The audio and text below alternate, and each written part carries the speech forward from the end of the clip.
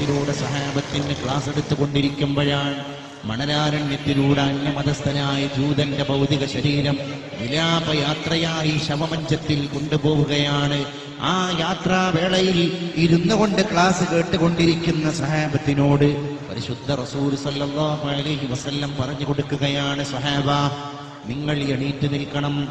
ആ പോകുന്നതൊരു ജൂതന്റെ മയ്യിത്തല്ല, അതൊരു മനുഷ്യന്റെ മയ്യിത്താണ്.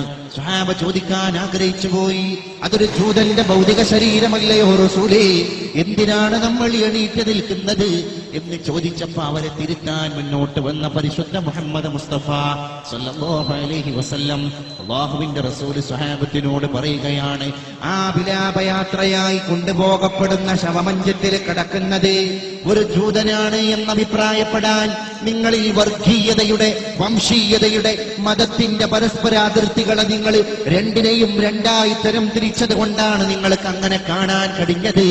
ഞാൻ ആ ശവമഞ്ചത്തിൽ ദർശിക്കുന്നത് ഒരു മനുഷ്യന്റെ ഭൗതിക ശരീരമാണ്. ജൂതൻ എന്ന് പറയുന്ന പദപ്രയോഗത്തിൽ നിന്ന് മനുഷ്യൻ എന്ന് പറയുന്ന ഉദാത്തവൽക്കരണത്തിന്റെ സിദ്ധാന്തത്തിന്റെ സോപാനത്തിലേക്ക് ഉത്താനം പകർന്നിട്ട് സ്വഹാബത്തിന്റെ മനസ്സിനെ കൊണ്ടുപോകാൻ മാനുഷികത്തിന്റെ മഹാചാര്യനെ പോലെ, മാനവികതയുടെ വിപ്ലവകാരനെ പോലെ, സഹിഷ്ണുതയുടെ ചമൽക്കാരദായകമായിരിക്കുന്ന ദർശനങ്ങളുടെ ഉപജ്ഞാതാവിനെ പോലെ വമാ അർസൽനാക ഇല്ലാ റഹ്മത്തൽ ലിൽ ആലമീൻ. പരിശുദ്ധ മുഹമ്മദ് മുസ്തഫ. ഇതൊക്കെ കണ്ടിട്ടും കേട്ടിട്ടും ഇസ്ലാമിന്റെ പേര് പറഞ്ഞ് കയ്യും കാലും വെട്ടാൻ നടക്കുന്നവരുടെ കാര്യം ആലോചിക്കുമ്പോഴാണ് കഷ്ടം. മനസ്സിൽ വർഗീയ വിഷവും മതഭ്രാന്തും മൂത്താൽ പിന്നെ കണ്ണിൽ മൊത്തം ഇരുട്ടായിരിക്കും, പിന്നെ മനുഷ്യനെ കാണില്ല, മതം മാത്രം. അതിനിപ്പോഴെവിടെയാ മതം? മതമല്ലേ ഭ്രാന്ത്, മുഴുത്ത ഭ്രാന്ത്. അന്യമതസ്ഥനാണെങ്കിൽ അവനെ ഒന്നുകൂടി ബഹുമാനിക്കണം, അവനെ ഒന്നുകൂടി ഗൗരിക്കണം. അവൻ സഹോദര മതസ്ഥനാണെങ്കിൽ.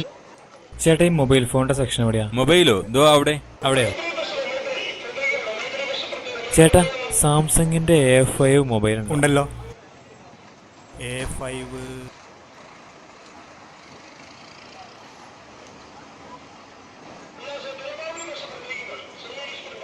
ചേട്ടാ എന്താ ഇതിന്റെ വില?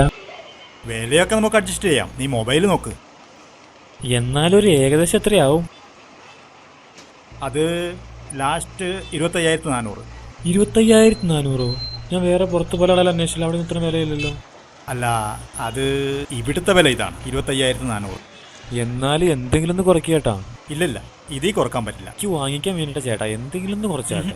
സാംസങ്ങിന്റെ A5 പുതിയ മോഡലാണ്, ഇതിനൊന്നും ഒറ്റ രൂപ കുറക്കാൻ പറ്റില്ല, നമുക്കൊന്നും കിട്ടില്ല. പണിയായോ? എന്ത് ചെയ്യും? എൻ്റെ അടുത്താ കളി, ഇപ്പൊ ശരിയാക്കി തരാട്ടാ. എന്തെങ്കിലും ഒന്ന് കുറച്ച് താട്ടേക്കാ, ഒന്നിലും നമ്മളൊക്കെ മുസ്ലിങ്ങളല്ലേ. എന്താ നിന്റെ പേര്? ഫൈസല്. വീട് എവിടെയാ? എൻ്റെ വീട് കൂളൂര്. നമ്മുടെ കൗമാ നിനക്ക് ആദ്യമേ പറഞ്ഞുകൂടായിരുന്നോടാ. ഒരു കാര്യം ചെയ്യും, 1,400 രൂപ കുറച്ചോ. 24,000. 24,000 കുറച്ചുകൂടെ കുറയ്ക്കുക. ഇല്ലില്ല, ഇത് തന്നെ നീ നമ്മളാണെന്ന് പറഞ്ഞതുകൊണ്ടാ. അത് പിന്നെ എനിക്കറിയില്ലേ. എന്നാ പിന്നെ പാക്ക് ചെയ്തോ. ഒന്ന് പാക്ക് ചെയ്തടാ.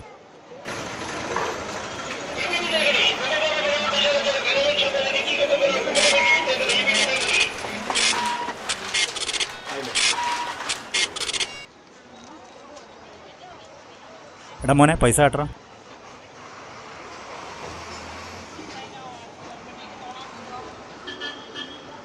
ഒന്ന്, രണ്ട്, മൂന്ന്, നാല്, അഞ്ച്.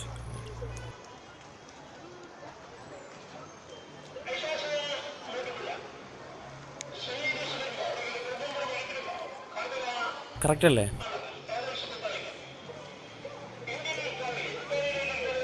അപ്പോൾ ശരി, ബില്ല് വെച്ചോ.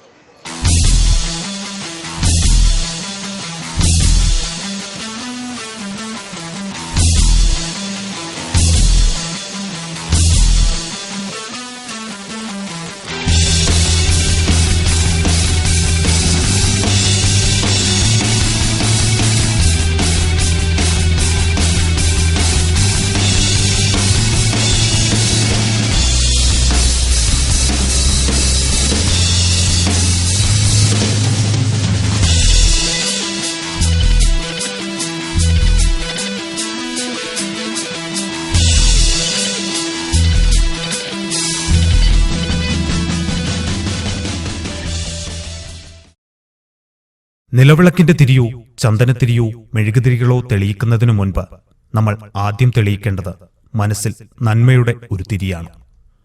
ജാതിമത ചിന്തകൾക്കപ്പുറത്ത് മനുഷ്യനെ മനുഷ്യനായി കാണാൻ വെളിച്ചമേകുന്ന മനുഷ്യത്വത്തിന്റെ തിരി. എല്ലാ മനസ്സുകളിലും മനുഷ്യത്വത്തിന്റെ ആ തിരി തെളിയുന്ന ആ നല്ല നാളേക്കായി പ്രതീക്ഷയോടെ. കടൽ കാണുന്ന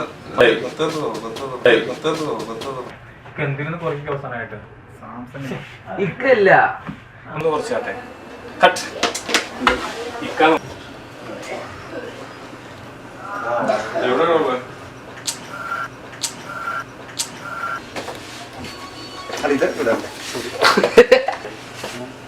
എന്താ പേര്?